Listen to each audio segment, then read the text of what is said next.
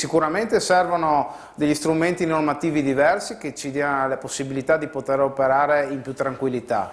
Ci vuole sicuramente anche delle garanzie funzionali in modo che ci dia più tranquillità appunto nell'operare, nel svolgere il proprio lavoro, perché oggi come oggi c'è più la paura di appunto subire di essere indagati, di subire una denuncia che quello di operare in maniera normale. Quindi anche dei protocolli operativi che siano ben chiari. In Italia si inaspriscono spesso le pene, io direi che basterebbero forse che le pene venissero, che ci fosse la sicurezza della pena, basterebbe quello, no? Perché inutile prendere 10 anni e dopo non se ne fa neanche uno, basterebbero magari 5 ma fatti. Tamaro, chi è questa persona? Siete riusciti a capirlo?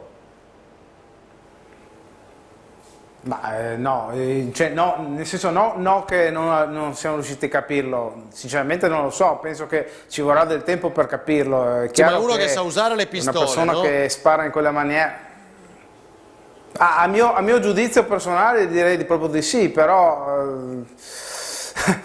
un'arma non si usa così con questa facilità la prima volta, o è un bravissimo principiante oppure evidentemente ha già utilizzato armi in passato, insomma.